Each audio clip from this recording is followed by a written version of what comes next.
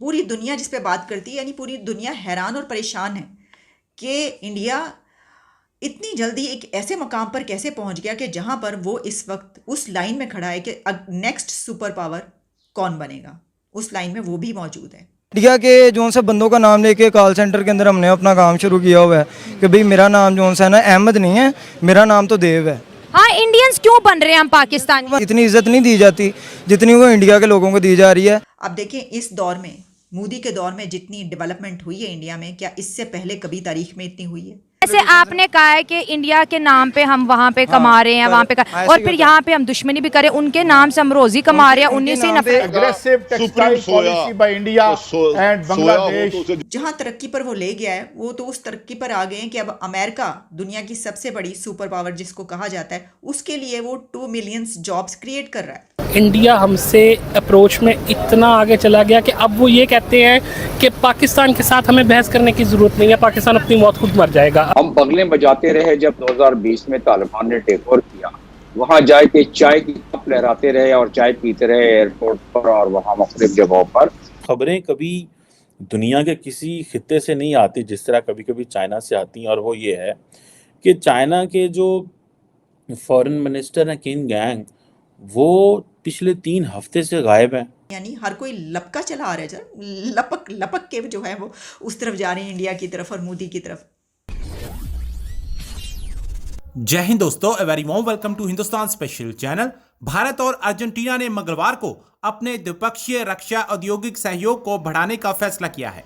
साथ ही दक्षिण अमेरिकी देश को तेजस लड़ाकू jet, BrahMos supersonic cruise missile और अन्य सैन्य हार्डवेयर निर्यात करने की संभावना पर भी चर्चा हुई।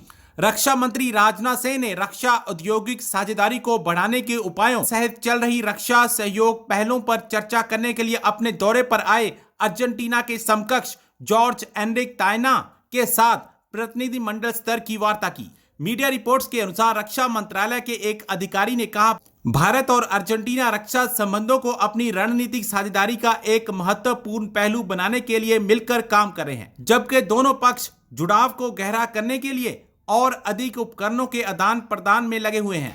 तायाना मंगलवार को नई दिल्ली के ब्रह्मोस एयरस्पेस मुख्यालय गए और बुधवार को उन्होंने बेंगलुरु के हिंदुस्तान एरोनॉटिक्स लिमिटेड का दौरा किया। बल्कि ये कहा जाता है, लोग उन पे तनकीद भी करते हैं इस हवाले से और इसको अप्रिशिएट भी करते हैं कुछ लोग, जो जैसा जहन रखता है, कि मोदी ने अपने दौर में नेशनलिज्म को बहुत ज़बरदस्त तरीके से परवान चढ़ाया है। इंडिया को और वहाँ के लोगों को वहाँ पर हुब्बुल वतनी, पेट्रियाटिज़म और जो इस तरह की सोच है, नेशनलिज्म यानी, इसको बहुत परवान चढ़ाया है। और हम तज्जिया किस पे करते हैं, लोग बात किस पे करते हैं अपने प्रोग्राम्स में, यही बात कर रहे होते हैं कि एक जो बड़ी चीज़ वहाँ पर मोदी लेकर आया है वो ये है कि नेशनलिज्म बहुत ज़्यादा फला फूला है उनके दौर में, उनके अदवार में, उनकी टर्म्स में। तो यहाँ पर भी उन्होंने नेशनल रख लिया। अच्छा, इसके बाद अगला है डेवलपमेंटल। अब देखें, इस दौर में, मोदी के दौर में जितनी डेवलपमेंट हुई है इंडिया में, क्या इससे पहले कभी तारीख में इतनी हुई है? यानी देखें, जो मैंने ये कहा कि new India versus old India, तो न्यू इंडिया जो है वो 3rd लार्जेस्ट इकोनॉमी की तरफ बढ़ रहा है। बल्कि यहाँ तक कि वो डेट्स भी दे दी गई हैं, फिक्स कर दी गई हैं कि 5th लार्जेस्ट इकोनॉमी तो बन चुका यूके को पीछे छोड़ के, तो 3rd इस सन में बनेगा और फिर उसके बाद इसको रिप्लेस करेगा और फिर अमेरिका तक की बात की गई कि उसको कब पीछे छोड़ेगा। तो जो डेवलपमेंट है वो तो अनप्रेसिडेंटेड है। पूरी दुनिया जिस पे बात करती है, यानी पूरी दुनिया हैरान और परेशान है कि इंडिया इतनी जल्दी एक ऐसे मकाम पर कैसे पहुंच गया कि जहां पर वो इस वक्त उस लाइन में खड़ा है कि नेक्स्ट सुपर पावर कौन बनेगा, उस लाइन में वो भी मौजूद है। तीसरी बड़ी ताकत उसको कहा जा रहा है और चाइना के साथ उसका कंपटीशन है।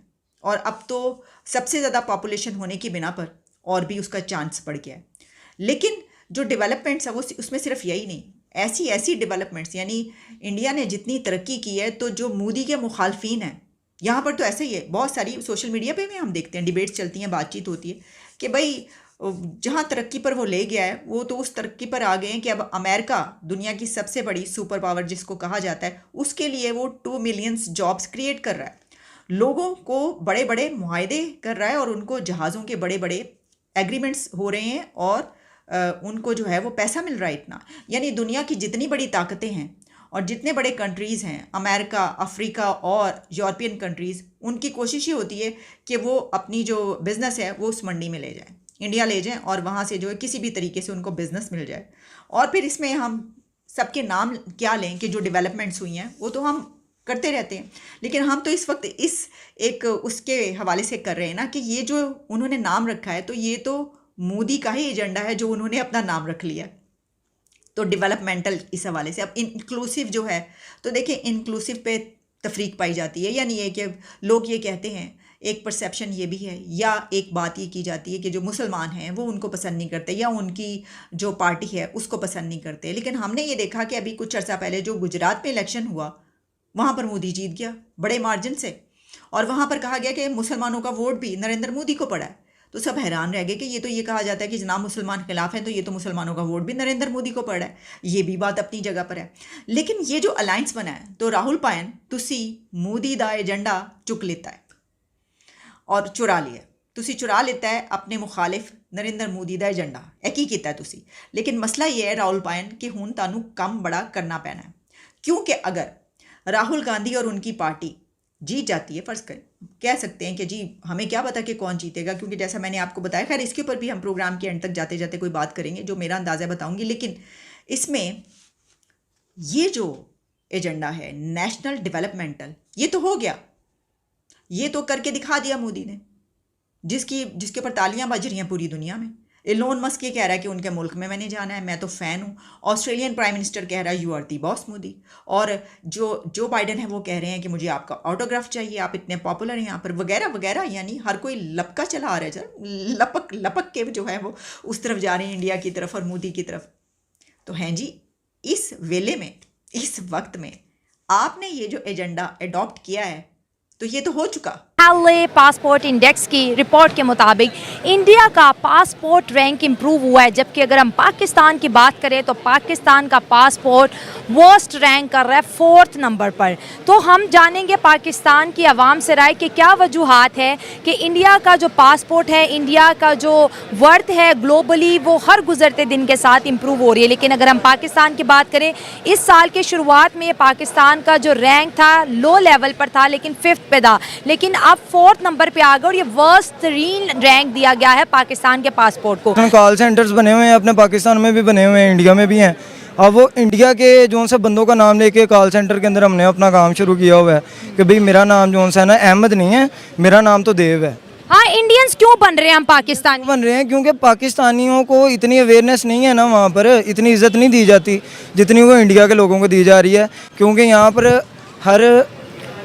हर महकमे के अंदर करप्शन है, हर महकमे के अंदर आप देख लें, वापडा के अंदर करप्शन है, पुलिस के अंदर करप्शन है।